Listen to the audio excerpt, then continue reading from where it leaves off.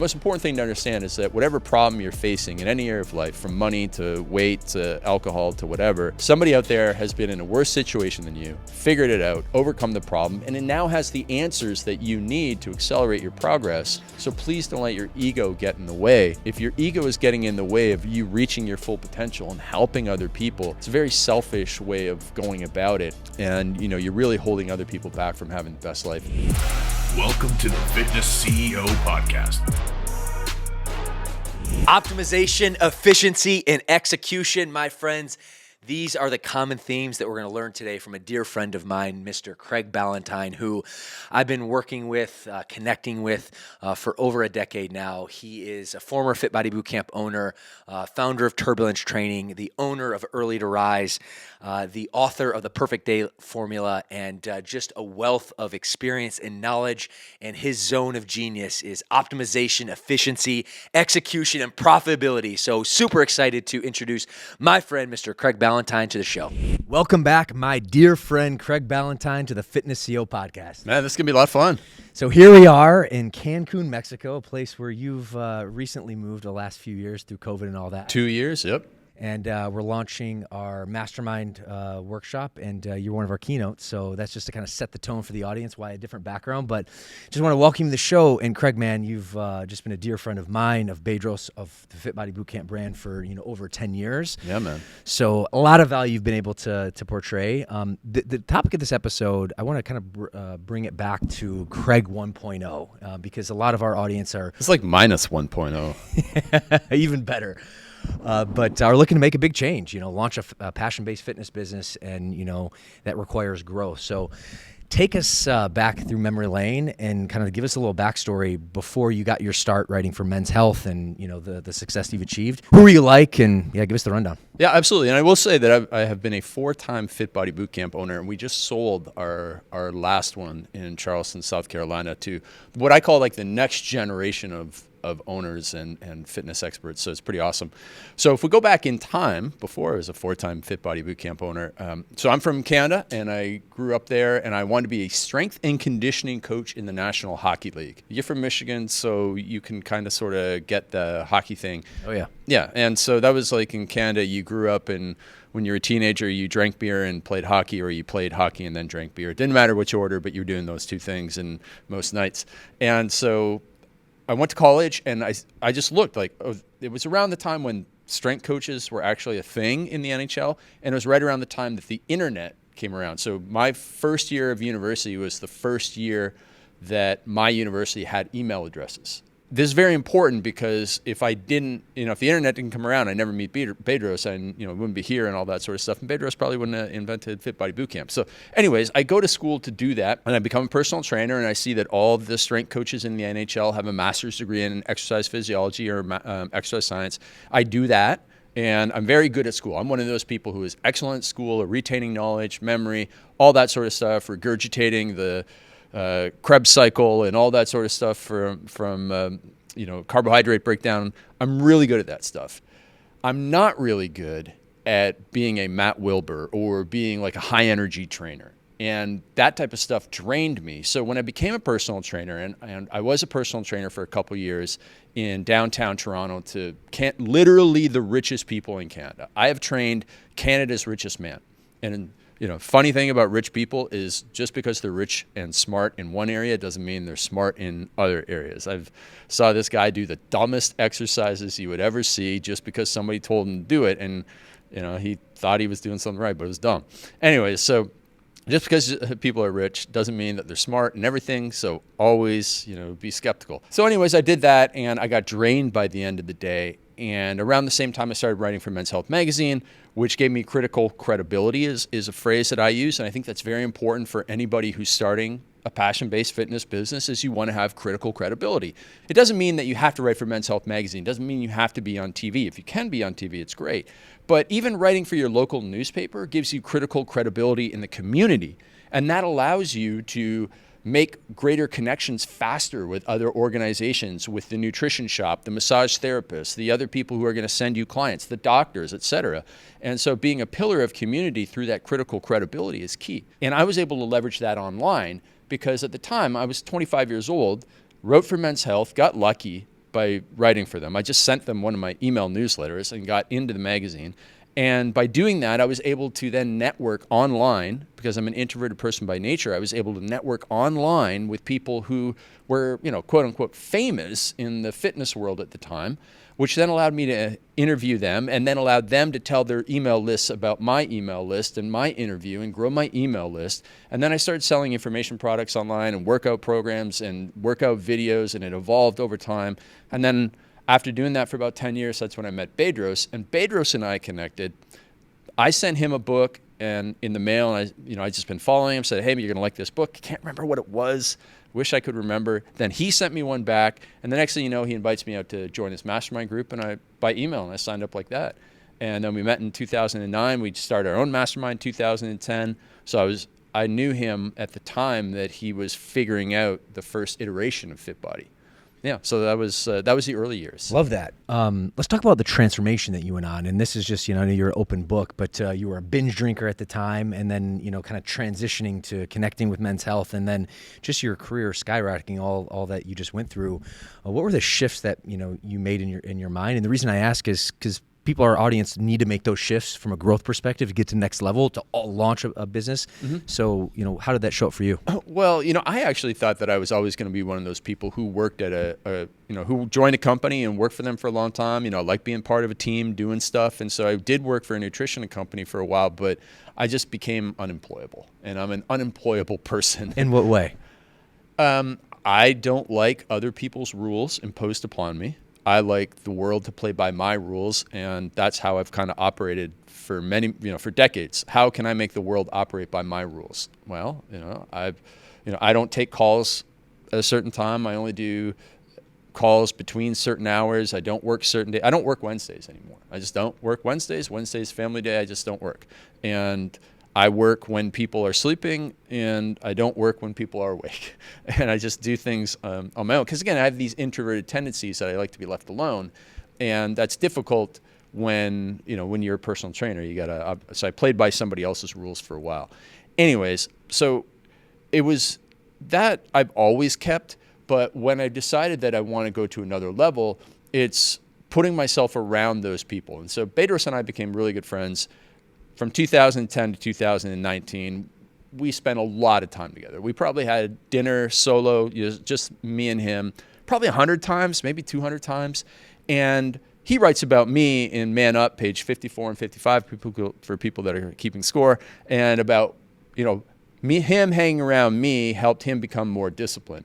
And he is probably the greatest influence in my life in terms of, the personality evolution, the letting go of introverted type of excuses that I can't do that I'm not high energy, that this, that, or the other thing.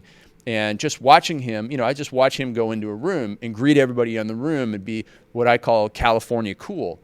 And I was like, okay, I want to become California cool. So I need to spend more time with this guy who is the thing that I want to be. And then I would just see, what does he do? Okay, I'll go and do that. And, I do it poorly for a while until I do it okay. And then eventually you get pretty good at it. If you do it hundreds and hundreds and hundreds of times, it's all an iteration. It's all just a feedback loop. You do it, you go, okay, what worked in that situation? What didn't work in that situation? Oh, it's really good for the first 10 seconds. But then after the first 10 seconds, is dead zone. So I got to work on the next 10 seconds, so on and so forth. So anyways, it's really putting yourself in around an individual or a group of individuals that are at another level. And we've heard every cliche, never be the smartest person. If you're the smartest person in the room, you're in the wrong room. If you're the strongest person at your gym and you want to be a 500-pound bench presser and everybody in your gym benches like 205, you ain't ever going to bench 500 pounds. It's like you're not. You have to go to the gym where everybody's benching 600 pounds, and then you'll get to 500 pounds.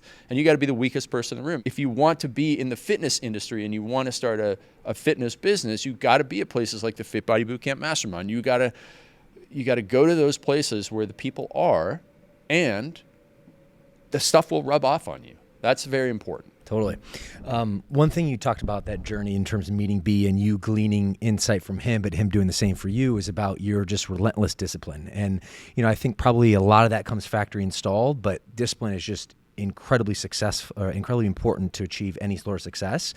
So can you unpack, how you develop that? What are some intentional ways that our audience can actually create more discipline in their lives? I think this is very similar to what we just talked about. And so my parents were very hardworking. And so my father was a farmer, my mother was a secretary at a factory, and then she came home and, she worked till 7 or 8 o'clock at night in the wintertime sewing the clothes for the family, and then in the summertime in the garden till 7 or 8 at night. And so I just saw these obviously my parents' biggest influences in my life, I saw them working very hard. And so hard work was something very normal to me. And I got my first job off the farm at 12 years old, doing manual labor for $2.85 an hour. And so it was just ingrained in me, whether or not it was a genetic or, it was whether it was nature or nurture, it doesn't matter. It's just, I was surrounded by people who worked hard, and that was just the way.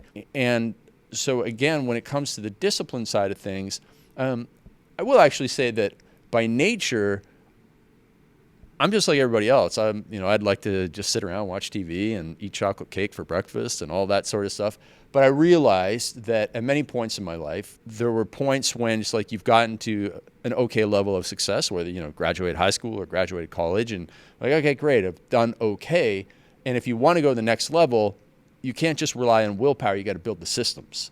And that's where, probably even when I was in high school, I started building systems to like, how can I get all of this stuff done? What do I need to avoid in order to get the stuff done? And what can I remove from my life that will then propel me forward? Because I think a lot of people think that they had to add and add and add and add more things into their life. I got to add the cold plunge. I got to add the green juice. I got to add the infrared sauna. I've got to add, the journaling. I've got to add this. So it's like, okay, those are all nice little minor additions. But if you take a look at what's holding you back, whether it's drinking or gossip or Netflix binging or scrolling, those things are weighing you down. And the analogy I use for this is imagine Bryce and I were going to go run a marathon. Everything else being equal, we're 3-hour marathon runners, right? And somebody comes up to Bryce and goes, hey, listen, that guy who runs a marathon in 2 hours? We're going to give you the same shoes as him, okay? Nike only gives these shoes to like the top marathon runners in the world. They're light. They'll probably knock like a minute off your marathon time. Okay, great. And then somebody comes up to me and says, Craig, we're going to put a backpack on your back with a 50-pound kettlebell in it. It's probably going to add like 3 days to your marathon time. And that's the analogy here, is that you can add the green juices, and they're like the things that are going to take a minute off your marathon time. But your bad habits, the bad toxic environments in which you stay in, and the toxic negative people that get in your ear and say, you can't do that, you can't go and start a business, you can't start a new career, you can't do this, you're too old. Like, those things are weighing you down far more than any of these good habits that you see from a biohacker are ever going to accelerate your life. And that's so important. Totally. That is one thing from a contrarian mindset, and also just an efficiency mindset, that you've taught me a lot over the years. So appreciate that. One thing that you talked about your work schedule, kind of work-life balance. You don't work Wednesdays. That's certainly an evolution. I want to unpack that a bit, because, when a new business owner is launching the business, they don't have that luxury, Sure. right? They're, 24/7 getting the business off the ground. The good news, though, with proper success, then they're able to kind of create that work-life balance. From your perspective, what's your relationship with work-life balance, and how has that evolved? Let me use an analogy here first, and then we'll talk about like what I consider work-life balance to be, because it's fairly blended and stuff like that. But so Fit Body Bootcamp, 30-minute workouts, right? Now, how many people come to a Fit Body Bootcamp who are normally spending 6-9 hours in a gym? Well, they come to Fit Body Bootcamp. They're like, oh my God, they're not getting any results. They're going to the gym 6 to 9 hours per week. Correct. Right? Yep. Right. And then they come to Fit Body Bootcamp and they're like told 30 minutes a couple times a week. That's insane for a lot of people. Now, it's correct, but it is difficult for a lot of people. And so when I was a personal trainer, I experienced this, right? So when I was a personal trainer, I was selling people on the same short workouts. But I remember so many clients coming to me for their first workout because they had injured themselves in the gym doing 6 or 9 hours of workout. But they were also mentally addicted to it. And so the person who works 12 hours a day is in a way, like I was for a long time, mentally addicted to it. It's a habit. It's when there's free time, you just go, okay, now you have a void. What do? You don't have any, you might not have any hobbies, or you might just, like, your reflex is to go and check your email. Your reflex is to go and watch a course. Your reflex is to go and read a book. And that's fine. But you have to then set boundaries in place to start working back. Like the person who's doing too much cardio, you don't go and you take them like from 9 hours of cardio to like, hey, just don't work out at all. Like, you have to like ratchet them back to like 8 hours, or they're going to lose their mind and think that they're going to gain 20 pounds overnight. And then you ratchet them back and you ratchet them back. And it's the same with the person who's working 12 hours a day, 6 days per week, that wants to get a little bit more control over their schedule. I'm not going to go and say, hey, listen, you're only going to work 30 hours this week. They won't have the habits, the mindset to do that. And also when they won't even know what to do with their free time. That's one of the problems that our business creates now when we help business owners. So like, okay, you took me from 50 hours a week to 35 hours a week, and I don't know what to do with my life, because it's been so long that I've been in this grind of 50 hours per week that I've lost touch with all the people I used to do things with. I don't even know how to get back into this hobby. I'm too old for the hobbies I used to have. I don't know what to do. So they kind of relapse into working again. So first of all, what we need to do is just set boundaries in place. So I'm working with a guy right now who has a feed company for animals. And the guy's just, for the last 10 years, has been working 7 in the morning till 7 at night. And he never gets home on time for dinner with his wife. And I just said, okay, on Thursdays, you're going to stop working at 4:30. Every Thursday. Every Thursday, you're done at 4:30. And I don't care what excuse you're going to try and give me. What's his reaction on that? Well, at first, he tried to justify, well, what about, can I go to this, like Rotary Club dinner where there's, does that work? Does that count as work? And he's trying to like do those types of things. But the inspiration for this really came from Bedros. And I talk about it in the Perfect Week Formula, is that Bedros at the time when I wrote the book, he's running Fit Body Bootcamp, and all these hundreds of locations and franchisees and all this stuff. But every Wednesday at 5 o'clock, he was done. And he was done because it was date night. And he had this boundary where there was an activity on the other side of it. So it wasn't like I'm done at 5 o'clock and I'm just going to go and relax, because if it was just that, he would just go and then 30 minutes later he'd start checking his phone. But he had something on the other side, and it showed that it could be done. And everybody listening to this, if you work a lot, there's been days when you've traveled to an event, or when you've got sick, or when you've had a dentist appointment, and it proves that you can stop working and go do something else, and the world will not end. So it proves that you can operate inside boundaries. And in most cases, a lot of people, they may be technically working for 12 hours, but a lot of that's fluff. And so we give a hard boundary, and then we start to go through, what can you automate? What can you delegate? What can you eliminate? How can you lead people to replicate your behaviors in other people? Like how can, if you're doing all the sales, you need to replicate your sales talents in other people. Otherwise, you're just going to be working 12 hours a day for the rest of your life, and the business will never grow because it's bottle capped by how many sales appointments you can take when you do all these other things, and you'll never get ahead. And every business, there's been an example in every industry where a business has just grown tremendously because the person who started it replicated their skill set in other people, and they didn't get stuck doing everything. Because whether you're a restaurant owner, whether you're a gym owner, and especially gym owners, right? They think, oh my gosh, I have to do all the training, or at least I have to do some of the training, and then I have to do the sales, and they never get escape velocity from that. But it's like, well, there's all these other gyms out there with 5, 10, 100, 300, 500, 1,000, 5,000 locations. Same industry, they deliver the same thing, and they figured it out, so you have to do that too. And there's people who are much richer than you and I, and much richer than everybody listening to this, who work way less than they do. They figured it out, and if they can figure it out, you can too. Yeah, so powerful. This lends itself to my next question, which just kind of came up, just about efficiency. And I think you are an incredible reverse engineer. If I can, probably distill one thing I've learned from you for the last 10 years, Craig, is you take a concept, you reverse engineer it to get the most output with the limited amount of input. And I think there's something valuable to that. Even look at, Fit Body Bootcamp. That's the value of reverse engineering a successful, proven model. So from your lens, does that come naturally to you to be able to reverse engineer things? Like, how do you go about that? And how do you create the most efficiency in your life? Well, I think that comes back to I want to play by my rules and not everybody else's rules. And so most things are set up. Take for example, like before we got started here, we were talking about how yesterday my wife and I and our daughter, we spent the day at the passport office. And anybody who's gone to a government office knows that you could do everything so much faster, like so exponentially faster if you were in control of it. Because everybody here is like entrepreneur and they're driven, and you know that you could just go through the situation and you could say, well, this step could be done so much faster if we eliminate this, this, and this. And this could be done by this, eliminating this, this, and this. And I was actually, I deleted the slides from the presentation I'm going to do for you in a couple days just because I was running out of time. But Elon Musk got the price of a rocket down from like $50,000 per kilogram down to $2,500 per kilogram for a rocket launch. So NASA, a government agency that doesn't have to worry about waste and prices and all that stuff, they were spending $50,000 per kilogram per rocket launch, which made it cost prohibitive for anybody to do any rocket launches.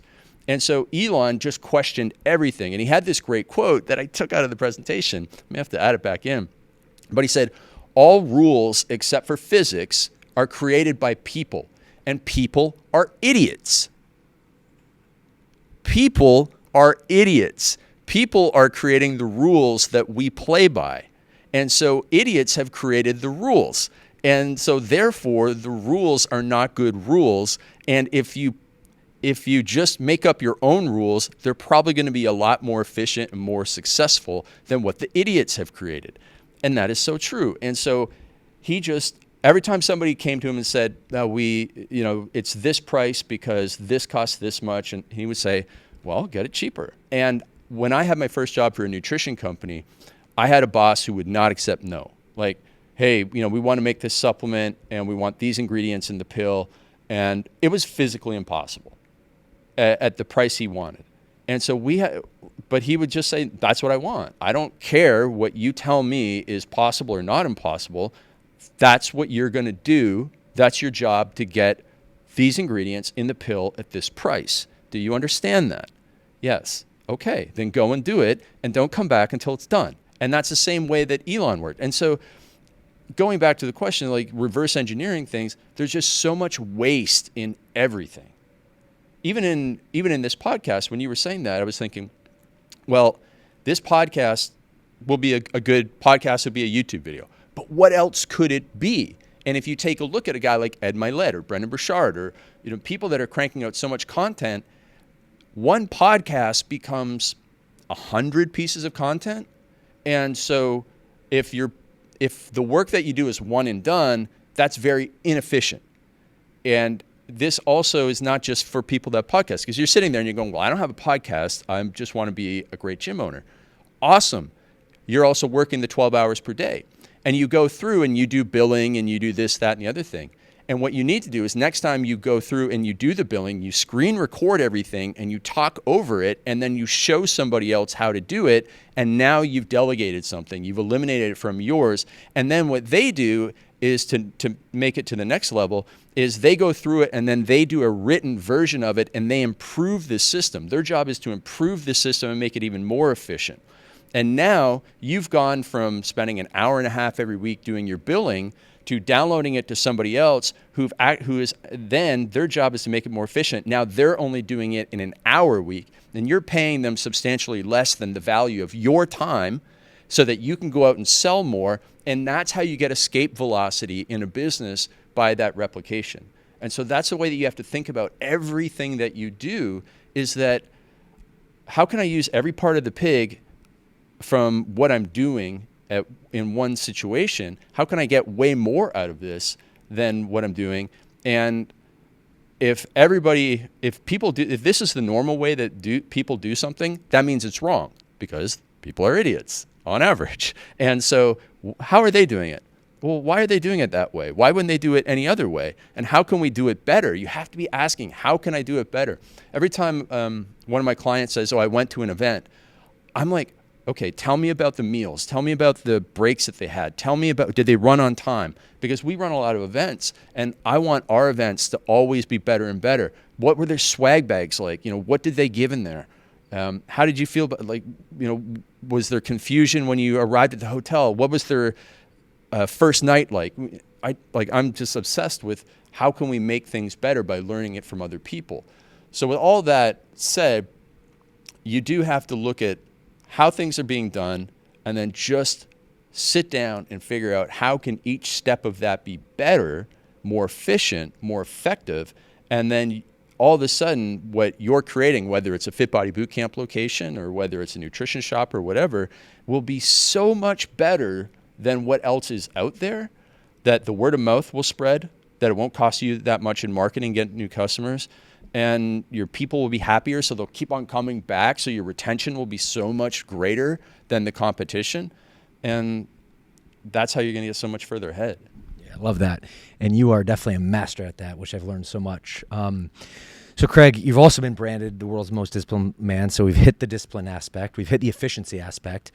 The other thing that I really want to unpack is the prioritization. So you are a master at creating strong priorities, and especially our audience who has a lot of stuff going on. Their careers, their kids, they're thinking about launching a business. They need to actually prioritize. And we were just speaking at B's event last year at BK Live, and you talked about a presentation. At least part of it was most people put level 10 focus on level 1 priorities and use that kind of as an analogy. So I just want to unpack that and really kind of give our audience your perspective on priorities and how important they are to drive. Exactly. And so at B's event, well, the reason why I started telling that story is because B had Fitness Business Summit for so long.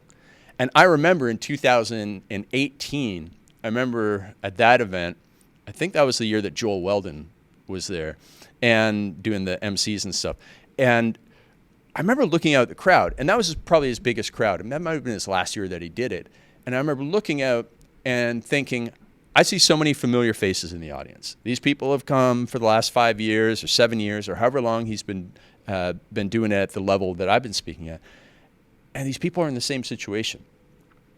And Fitness Business Summit was 2 or 3 full days of marketing and sales experts and leadership experts getting up, giving amazing information for these people. For the people in the audience were gym owners, personal trainers, etc. Then these people would go out and talk to other trainers on the breaks, and they'd probably talk about training and nutrition. And so in a year from now, I'd look at the audience and I'd say, these people are 9% body fat and have $9 in the bank. And then in a year from now, they would take all the information they learned from other trainers at break time and they would use that to go to 8% body fat, but then they wouldn't use any of the sales and marketing stuff and they'd come back with $8 in their bank account. And I was like, man, they're putting a level 10 effort. They're putting a level 10 effort into taking their 9% body fat down to an 8% body fat, which is a level 1 problem in their life. Going from 9% body fat to 8% body fat ain't going to do anything for any of the people in the audience. They're already ripped. They're already in the top 0.1% of the fitness population of America, and lowering their body fat will not improve their lives in any significant way, or probably even any insignificant way. What they need to do is, because they're broke, is they need to make more money. But they will take that sales and marketing information that they got at Fitness Business Summit and they'll put it up on the shelf. And I know it because they came back every year, not any further ahead. Some of them did, but most of them didn't. And so they will then put a level 1 effort into their level 10 problem, which was making money. And I saw that year after year after year. And I see that in most people because addressing a level 10 problem in your life sucks. Whether it's your failing marriage, whether it's your drinking problem, whether it's your gambling problem, whether it's your addiction to fantasy football or your addiction to Netflix or your addiction to your phone, that sucks. It's like the only reality show that I watch is the MDK Project. And when Bedros runs those, I watch the stories because I know some guys that go through it. And there was a guy, not at this one, but at the last one, who had been a coaching client. He's a Canadian guy. And I saw him going through, and I was like, he got through the night at the beach, and I was so stoked. I was like, man, because I think like that would be the hardest part for me is that night at the beach for sure. And he got through it. And then I saw that he quit the next day, like with, I don't know, maybe, I don't even think there's 20 hours left, right? And I was like, "Babe, what happened? He really quit?" And he goes, "Yeah, man, it broke my heart." And, you know, this guy was going, and he put a level 7 effort into a level 10 problem. So I give him credit for that. But most people, you know, they won't go and address those main problems because they're so hard. They're so hard. And you know, like the last one, he had the guy that quit, you know, 20 minutes into the thing, obviously not addressing his level 10 problem.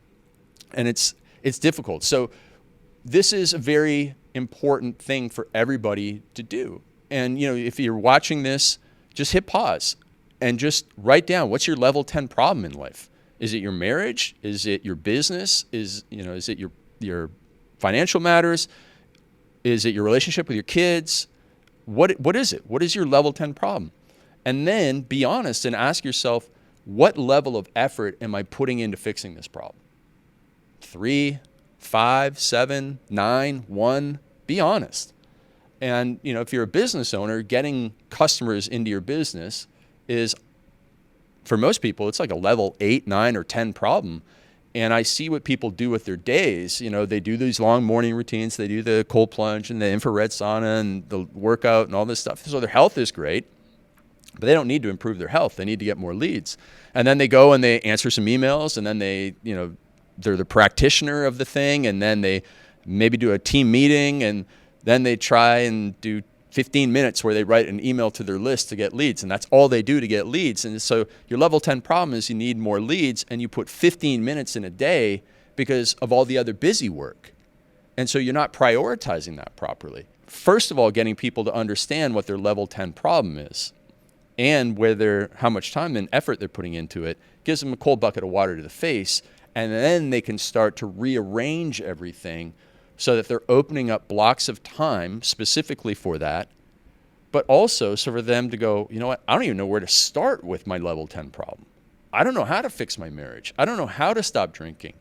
Well, okay, at least we've recognized that the problem now is much more in front of your face. We can go and start to find the experts and the people and the tribal support, you know, the communities that will help you achieve that. And, you know, so for anybody that's going to be a gym owner, a Fit Body Bootcamp owner, you're going to be the location where some people are going to come to work on their level 10 problem. And that's why the work that we do is so important, because we provide that area.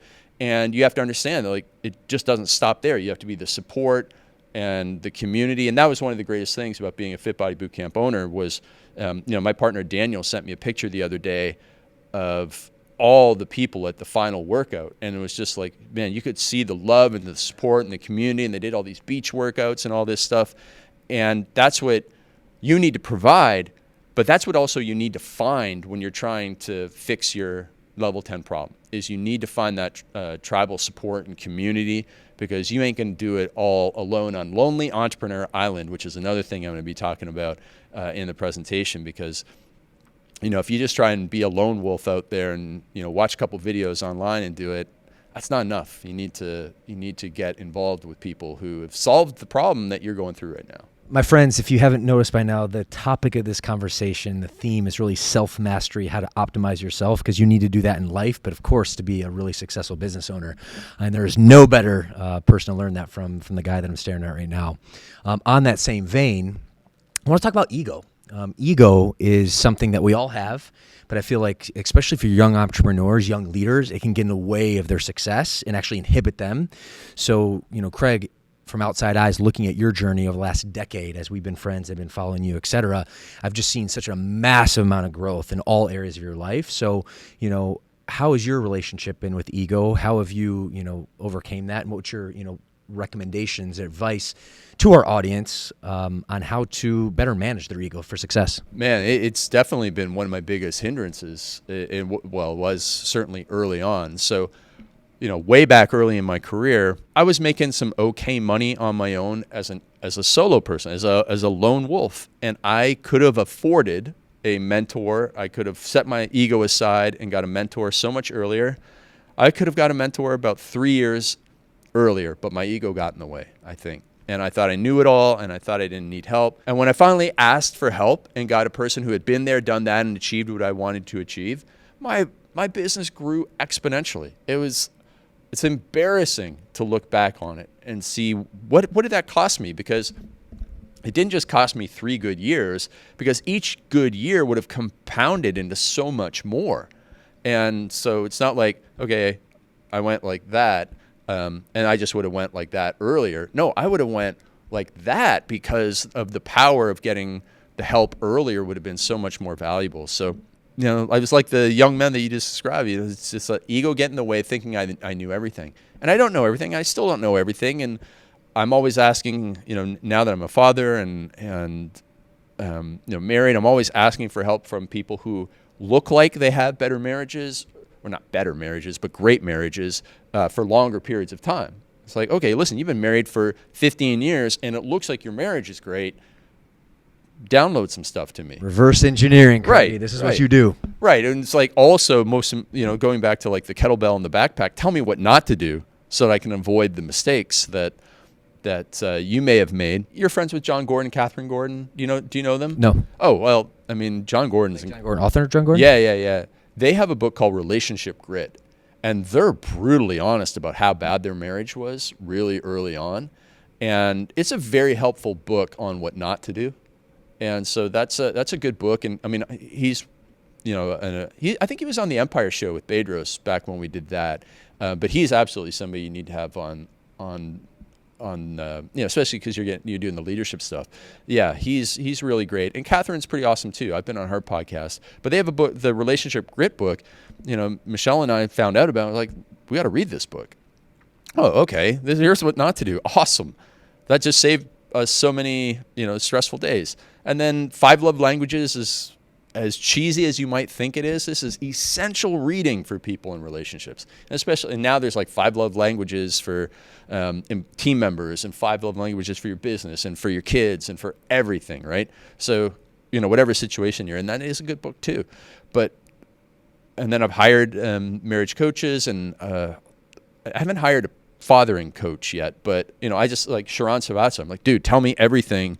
You got kids about 10 years older than me. Give me your best advice. So I'm always looking for the best advice from people and figuring things out. So I think when you have your ego in the way, you think that people are going to judge you, but people are so busy they don't have time to judge you, And it's so ridiculous because, and on the flip side, people bring me a lot of their problems, as a coach. And as a gym owner, you're going to see people who are very, like their ego is going to get in the way of them coming to the gym or working hard in a workout or whatever. Like I've had people when I was a personal trainer come to me at 400 pounds. Like just imagine how hard it is for somebody to go to a gym at 400 pounds. Like it's so intimidating. They're embarrassed and they do that. So they got over their ego. And, if you're making $1 million and you want to make $1.5 million and you that's not embarrassment. Like just get over it and ask for help, because somebody out there, the most important thing to understand is that whatever problem you're facing in any area of life, from money to weight to alcohol to whatever, somebody out there has been in a worse situation than you, figured it out, overcome the problem, and it now has the answers that you need to accelerate your progress. So please don't let your ego get in the way. That said, I don't know if that advice would have worked on me, when I was a young man. It's, I mean, hopefully you can break people down by saying the same thing over and over again and hearing it from different sources. But man, if your ego is getting in the way of you reaching your full potential and helping other people, it's a very selfish way of going about it. And, you're really holding other people back from having the best life because you're not the best person that you can be. So make sure you're asking for help, because asking for help is one of the fastest ways to get ahead. And, me having developed so many leadership skills and still have a long way to go, a phrase that I heard a while back is your ego is not your amigo. And, that kind of framework has really helped me along my journey to use my ego to propel me, but really not inhibit me. One other question, Craig, that we've gotten a lot of inquiries from our audience, having to battle and face this is impulse control. And interestingly enough, me being a recovering alcoholic, this is something I've had to face and continue to this day.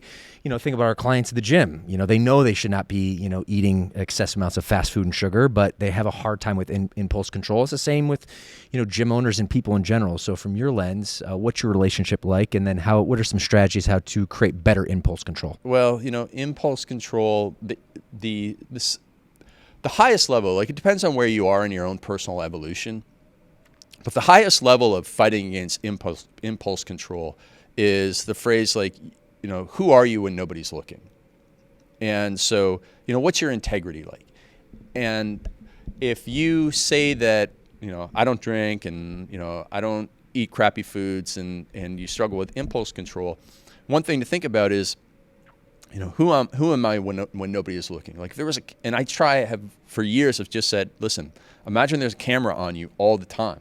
It will help you avoid getting angry. It'll help you eat right. It'll help you do this, that, and the other thing. And for me, my impulse control now, it's not around alcohol or anything like that. It's just around extra snacks and stuff like that. I'm a chocolate monster, so I love chocolate. Now, I avoid having the stuff in the house, which is one thing that helps impulse control for many, many factors. If you don't have alcohol in the house, it's going to be more difficult for you to consume it. Now, if you're an alcoholic, you will go to all ends of the earth to find it. But if you don't have junk food in the house, it will help your impulse control. If you have accountability to somebody that you have to check in with, and hey, I'm going to hold me accountable to sticking to my nutrition program and not eating this junk. Well, now you'll eliminate the bad stuff. So you get the kettlebell in the backpack will not be on you, right? You get the chips out of the house, the chocolate out of the house, the booze out of the house, sugar out of the house. It will help. Now that's a great place to start.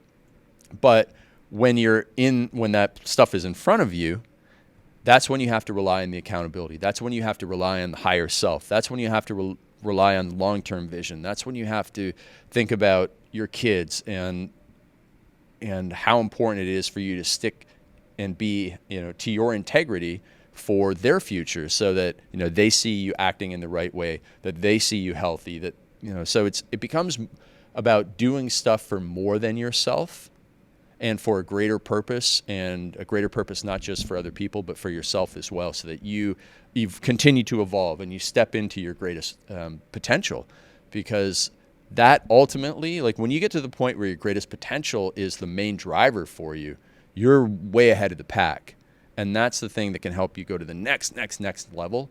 But when you're down at that lowest level, when you're making a shift from a place of very bad to less bad, it's the removal of the bad stuff as much as possible. It's it's whether you're a person who watches TV show and then gossips about it, and some people are like that, and that's okay. But understand that's the problem, and then you got to remove the shows, and you got to remove the people that you gossip with for a while. That's where when you're at that level, it's removal first, and then it's aspiring to higher levels later. Love that, taking a step ladder approach, which is how we train our fitness clients. This is how we onboard new franchise partners. With Fit Body Bootcamp, it's not throwing everything to the kitchen sink at first. You take them through a step ladder approach process, and that creates more traction long term. Yeah, because every time you do something for the first time, it's intimidating. Like filling out paperwork, or starting a business, or I call myself a technophobe. I just hate learning stuff. I hate trying to set up my own camera and filming video. I don't want to learn that stuff. So it's very intimidating. But once you do it once, okay, it wasn't that hard. And if you've done it 5 times, then you can do it in your sleep. So you just have to take it easy on people at the start when they're making that transition, and make it the path to success as smooth as possible.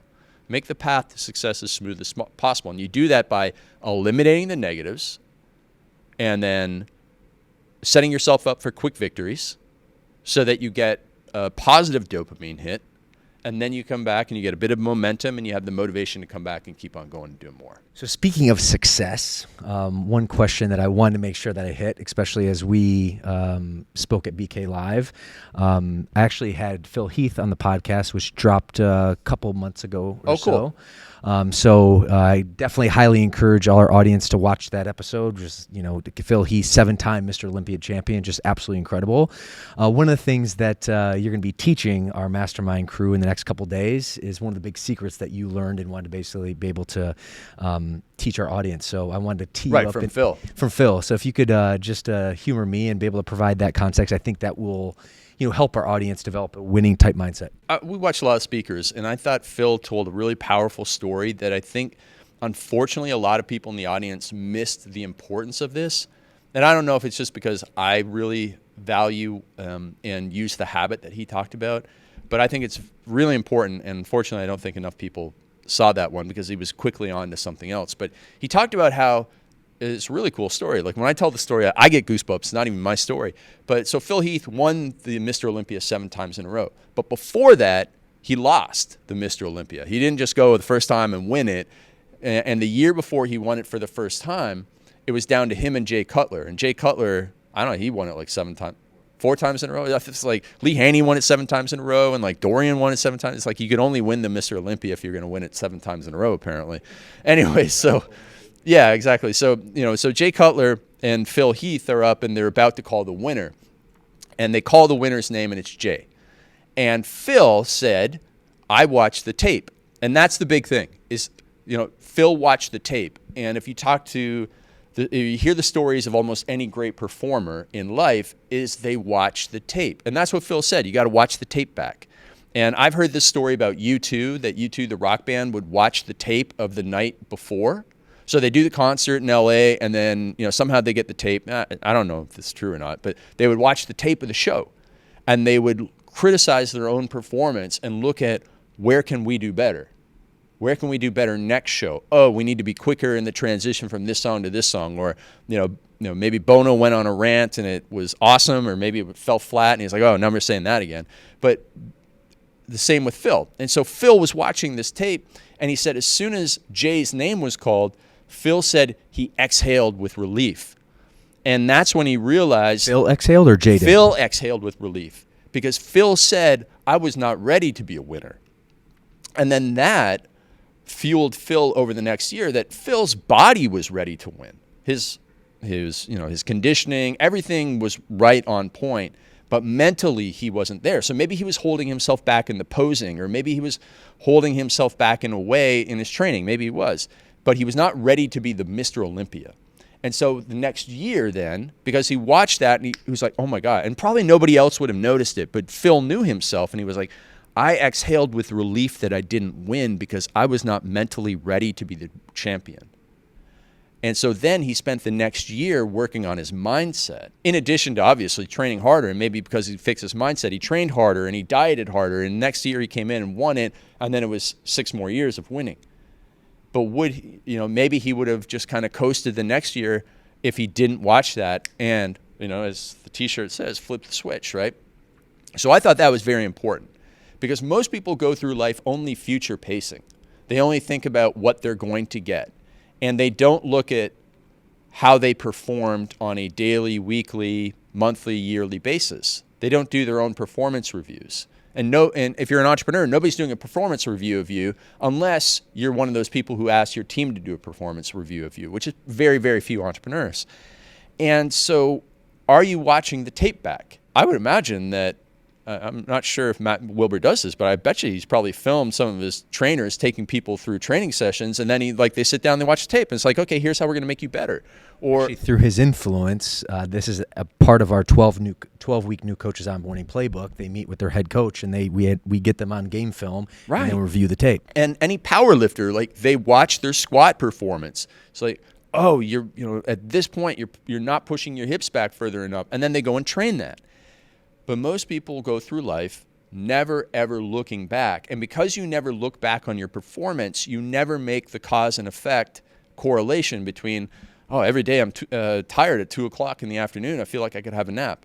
All right, well, let's go and look at what you ate. You ate Burger King every single day last week, and you had a soda and fries. That's why you're tired. Really? I didn't know that.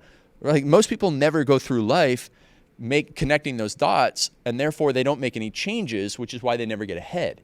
But you only make changes by looking at their performance, and I call this watching the movie of your day, or you can watch the movie of your week on a Sunday, but you won't remember as much. But if you sit down at like 7 o'clock every day, once the kids are put to bed, or before you have dinner or whatever, you just go, all right, listen, here was my plan for today, and here's exactly how my day went. So here's the movie script for my day, and here's how the movie of my day actually played out.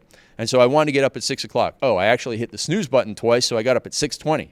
Oh, and I wanted to get up and do this before the kids got up. Well, I got up at 6:20, so the kids got up at 6:25, so I had no time to do the number one priority. And then the kids were this, and I didn't have time for breakfast, so I had a coffee and a donut from Dunkin's, and I was all jacked up, and had too much sugar, and I crashed, and I never got this thing. Oh, okay.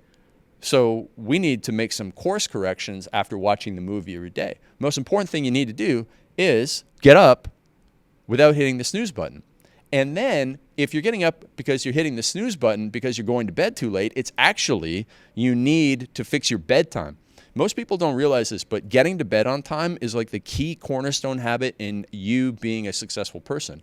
Because if you don't get to bed on time, you probably won't get up on time. If you get up on time, you're going to be late for everything.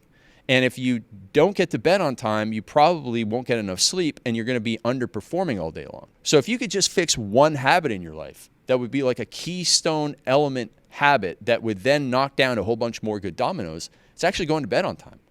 Most people don't even think that going to bed on time could be that important, but it's like one of the most important things that you could possibly do. Well, something you teach on is setting a reverse alarm clock, right? Is it not?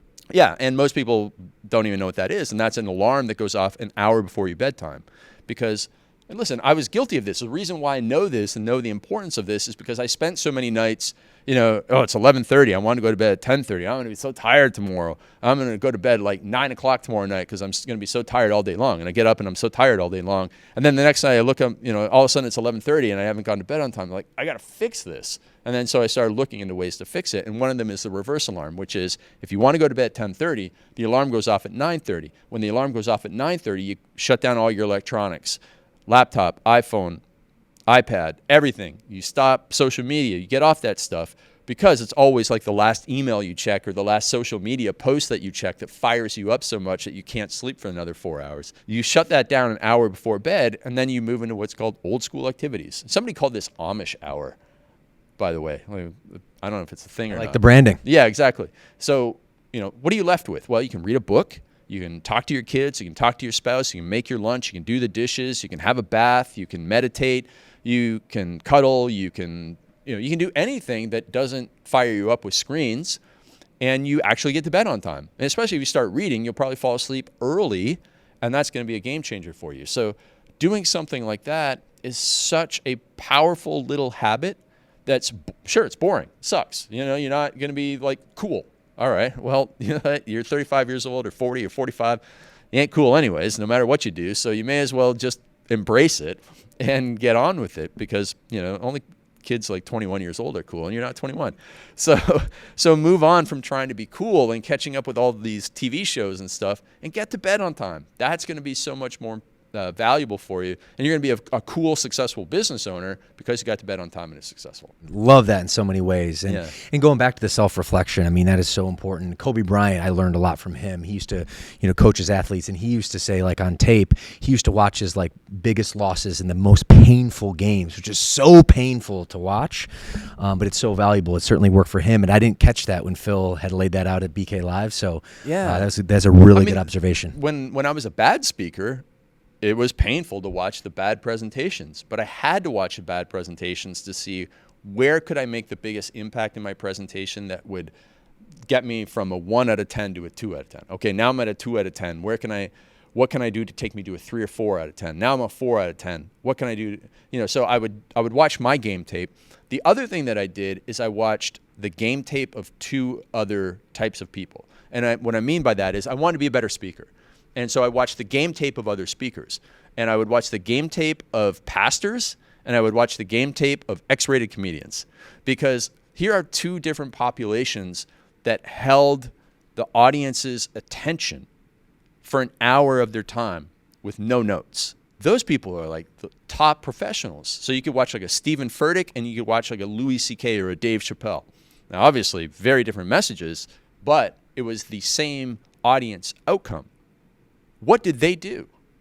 Now, you could also probably say, well, I'd also watch Ed Milet or Brendan Burchard or whatever. Like, you could throw in that third group too if you want to become a better speaker. But you watch their game tape, and you don't watch their game tape and be envious. You watch their game tape and go, oh, look at how he opened. He opens that every single time with his presentation. He opens with that, and the audience loves it. And here I open it with like boring monotone voice. All I have to do is like try and be a little bit more like that. How can I model that? How can I be a little more California cool like Bedros when he goes on stage? Okay, now I take my presentation from a 5 to a 6. And then I watch that and see like, okay, well, where else can I improve? Oh, here in the middle, it gets kind of boring. Well, let's see what they do. Oh, I noticed that Brennan does this, halfway through, he like does an energy shift or something. He gets people out of their seats or he asks them a question. All right, audience engagement, I'll add that. And by watching game tape of everybody, you become much better. Mic drop, my dude. Well, listen, as we wind this down, I have a couple questions left. And just this last one, hearing your response is just so true. It's about optimization. How can you go from a 2 to a 3, a 3 to a 4? And then when you stack enough wins with enough time, you look back and you're like, holy smokes, the growth I've made is just, incredible towards my success. And that's really, why I was so excited to have you on, Craig, to be able to drop those knowledge bombs. One of the last questions I have for you is, our audience is watching this, listening to this. They're watching and listening to this because they know they're meant for something more. No one's average is watching this, right? Sure. So there's something inside, and that could be launching a business. That could just be making a change or launching a new endeavor or, figuring out a way to develop some other skill. Some sort of new growth path needs to happen. What work needs to be done? What's that parting piece of wisdom that you can share some golden nuggets as we leave today to really empower that person so they can take the next step to fulfill the dream? Yeah, absolutely. And so, first of all, people need to have a very specific dream. And I think that a lot of people walk around with some general goals. They want to be successful. They want to get rich. But what does that mean? What does it specifically mean for you to be successful? What does it specifically mean for you to be rich? You want to be more productive. What does that even mean? You want to be disciplined. What does that mean? Some people can go and they think that working out twice per day is disciplined. Well, if you work out twice per day, I guess it's disciplined, but what are you doing for the rest of the day? So tell me, what does it specifically mean for you to be successful? And that comes down to creating the long-term vision for your life based around your values. What are the true values that drive you ahead? If you want to have an amazing family, but you don't spend any time with them, you're not acting in accordance with your values and you're out of alignment and you'll never be successful. So figure out your values, your long-term vision, because as we say in our business, your values and vision drive every daily decision. I want to be a great father. I want to be a present father. I want to spend, I spend 6 hours a day with my kids, which when I told the marriage guy that I hired, I was like, he's like, okay, so how much time do you spend with your kids? Well, I'm like from 5 in the morning till 8 in the morning, 5:30 in the morning till 8:30 in the morning, and then from about 4:30 until 7:30 at night. So I spend 6 hours a day with him. He goes, what? That's like more time than most men spend in a week. And I'm like, no, every single day. And so I specifically want to spend hours per day with my kids. I've designed my life for it. So I have a specific vision for my life. And then therefore, that vision is going to dictate every daily decision that I make. Same with my health. I want to be energetic and moving around at 80 like I am at 48. At 48, I want to be moving around like I was at 28. So that long-term vision is going to drive every daily decision. I worked out this morning. 10 minutes was spent on my old man warm-up so that I don't injure myself. I do that every single day. I do mobility every single day. That daily decision is driven by a long-term vision. And so I think what's very important is that the people listening to this, they're not average. They will work hard. They have a great work ethic. They want to be successful. And they have that feeling inside of them that they are meant for more. But they're like an Indy race car that has all 4 tires in the mud. And they're spinning the wheels. So you're revving your engine. Your RPMs are like 12,000. And you're just not getting ahead. And what somebody needs to do is just come over and that's what we do in our business. I like to use this analogy. We come over, we pick that car up, and we just move it like 6 feet onto the asphalt. And then they're going 180 miles an hour. And you can't do that until you know somebody's values and vision. Because if they're chasing a whole bunch of different things, you might put them on the racetrack and have them go the wrong way. but you got to know their values and vision. Like, oh, okay, we're just going to move you over here. We're going to get you to stop doing these things that are holding you back. We're going to take the kettlebell backpack off you, and we're just going to move you over here onto the fast track to success. But first of all, we need to know exactly what you want. And another way to look at this is everybody's seen a little treasure map when they were a kid, right? You know, X marks the spot, and then you see these dotted lines to get there. You're coming to me or to Bryce, you know, with this goal of being successful, and we have a blank page. You need to tell us where the X is on the treasure map, and then he and I can give you the straight line to success to get there. But if you come to us and say, I want to get my treasure, and you don't have an X on your treasure map, we ain't going to know how to direct you.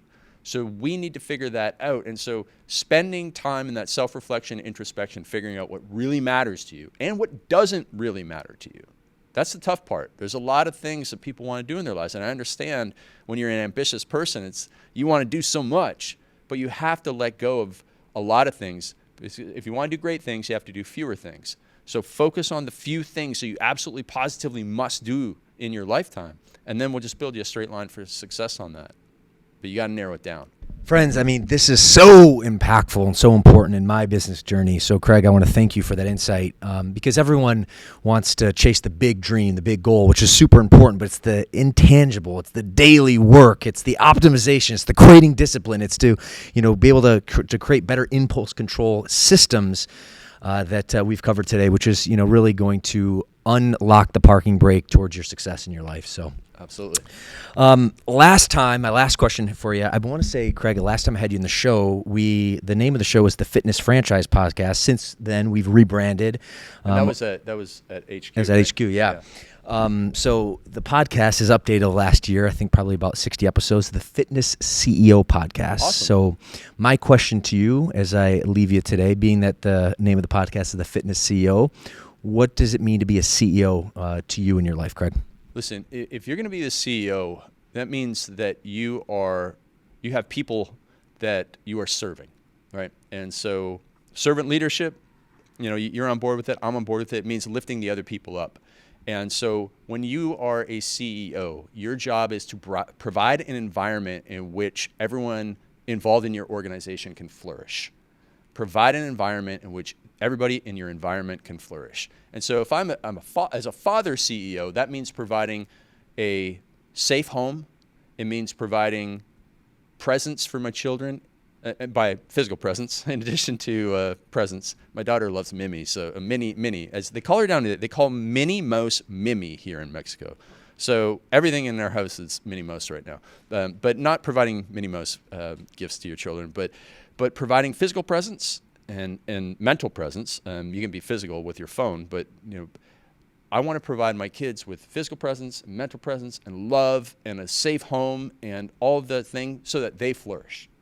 And in business, I want to provide my team members with the opportunity to learn, the opportunity to grow, the opportunity to make more money, the opportunity to get feedback on their performance, the opportunity for them to have their say, the opportunity to give them recognition. And providing those 7 things will give them the environment in which they can flourish. And that's my job. That's your job as the chief executive officer of your family and of your business. And if it's in your gym, it's the same thing. Like not just being the gym owner, but being the leader of the community in your gym. You want to provide an environment in which Mrs. Jones can flourish.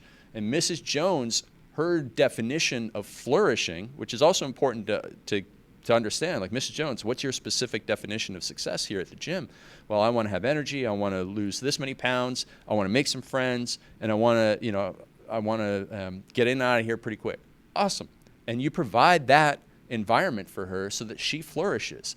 And so everything comes down to you providing that. You're almost like chief environment officer, providing the environment for everyone to flourish in life. And you're going to work the hardest out of everybody involved in your organization and your family in order to make that happen. But that's what you were put here to do. Well, my friend, that was a show. I know, friends, you got a ton of value. Assuming you did, like and subscribe. That would mean a lot to us. Before we wrap today, I just want to thank you, Craigie. Dude, Yeah, it's man. been freaking awesome. You've added so much value to my life, to the ethos of the organization that I've ran, and it's great having you on again. But most importantly, I want to thank you for showing up, for doing the work, for blazing the trail, and for leading by example. Had a great time today. Hope we can do this again. Absolutely. My friends, as we wrap today, one last thought as always. No one is coming to save you. You must save yourself, and the time is now. My man Craig, thanks again, and we'll see you, friends, in the next episode.